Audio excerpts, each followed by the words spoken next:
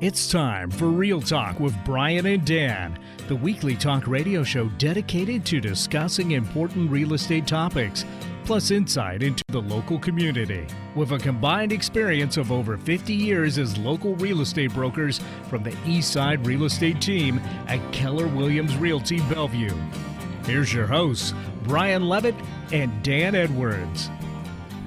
Well, good afternoon. Welcome to Real Talk with Brian and Dan on 1150 KKNW. It is Wednesday, November, what is it, 20th? Right, yeah. 20th, 2019, and we're so glad you're listening today. We are also live streaming via YouTube, so check us out on 1150 KKNW on the YouTube. If you'd like to listen to past episodes, you can find us anywhere podcasts are podcasted, on Google Podcasts or Apple Podcasts. Additionally, we have videos of every broadcast available for our show on the eastsiderealestateteam.com's website, and we would love for you to subscribe to our YouTube channel. I'm excited for our show today. We've got some great guests. We have Kathy Lewis of Healing Tree, and also joining us for a second time is Michael Santiago with Nerds to Go. But before we get to our guests, it's time for some Real Talk. Now, our Real Talk segment, we've talked about the best places to live in Seattle. We've talked about the best places to live on the east side. And I know there's an allure out there for individuals to go and buy new construction. So today's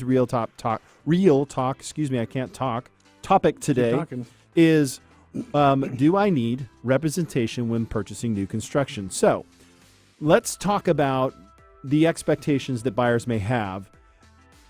One of the things that I think is interesting when buying new construction is a good buyer's broker is going to carefully listen and evaluate the expectations that all buyers need, because all buyers have different needs and expectations when buying homes. I think often people don't realize you walk into the new construction site, the broker that's there works for the builder.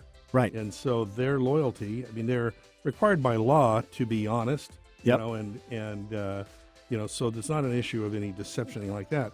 But their loyalty is to their employer, which is the builder, and it's not you. They have a duty to be honest and fair, but there is no level of confidentiality. That's true. Right? Yep. So they have to be fair. They have to function within the guidelines of... I don't know that fair is part of it. It's not part of it. I don't think fair. I think honest. I think it's an integrity and ethics issue. Okay. But not fairness. They're working for that builder, and their job is to get the very best price terms that they can for that builder. Well, I think, too, as you dig into any situation, Brian and I have talked in the past about being that real estate guru, that Sherpa, the individual that kind of comes alongside. And what that is it's about digging deep into your needs and wants. Right. Like when you think about the opportunity of what type of neighborhood, new construction, you're looking at vacant land. You have no idea what the configuration of that neighborhood will look like. Right. If it fits and matches what the buyer desires in the type of community they want to live in. So it's definitely something that I would say whenever you're looking at buying a very expensive asset, as they are here in the Northwest, having somebody who really stops to understand what it is you need, that's an important attribute. Right. And, I think something, too, is often what you'll see is a base price on a home, and then the real money that the builders are making is on all of the extras, all the upgrades, and understanding. How do you utilize those? How do you be smart in your choices? So that's that really having a deep understanding of what the buyer's desires are, and helping them translate that into the contract. Yeah, how many times have you gone by and you see signs that say homes starting in the 700s? Right. Well, they're finishing in the 850s. Yeah. That's right.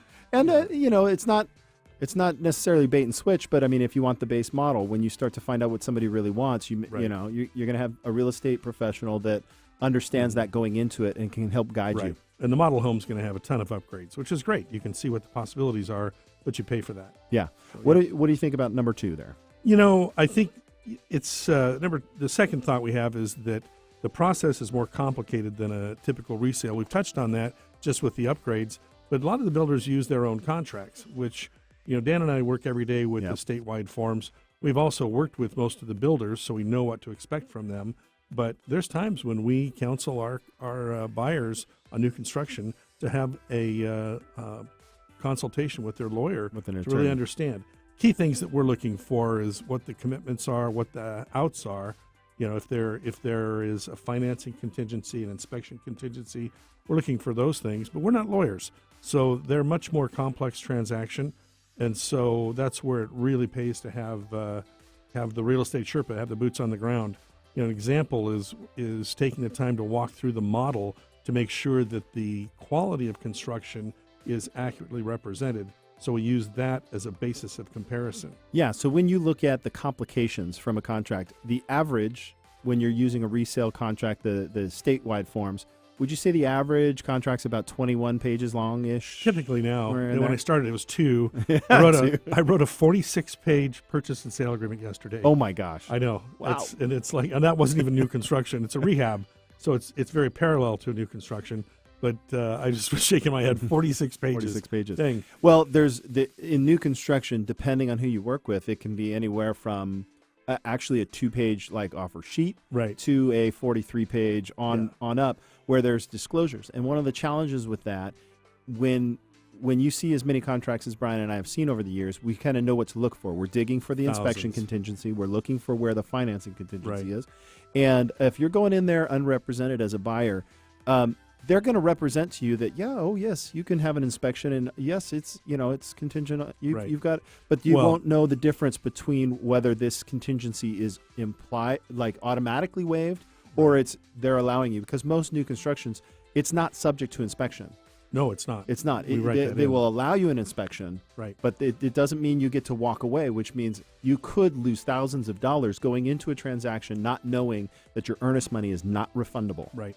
And something else is most of the builders ask their agents to prepare the purchase and sale agreement. Yeah. A lot of brokers are lazy and think that's a good thing. Well, I don't view it as a good thing, but it's typically a required thing. So they draft it, and that's that's the guy that's representing the seller drafting the agreement for the buyer. It's like time out. I take a lot of time studying those, and that's when there's times when we do recommend a lawyer consult to make sure you know exactly what you're getting. Yeah, and then the last thing Brian implied is when you compare new construction, each builder is different. Some builders, they include all the upgrades. Most builders, it's the base model and then the upgrades come. Not only that, the quality of construction. So what's the takeaway, Brian? Takeaway is representation is really imperative. I mean, if you want to avoid surprises and get what you want, get the outcome that you desire, have somebody who's your advocate, who's on your side, who's got your back. So, awesome. Yep. So that concludes our Real Talk for today. If you're interested in this or other topics we've covered in our Real Talk segment, please check out our blog at theeastsiderealestateteam.com/blog. If you'd like to talk with us directly about your resale questions, we welcome your calls at 425-200-4093. Thanks for listening. Up next, we'll be speaking with a lender for our Mortgage Moment segment. Stay tuned for this commercial break to hear more about the market from Aram Matavosov. Did I get that right, Dan? I think you did. Matavosov, loan consultant with Movement Mortgage.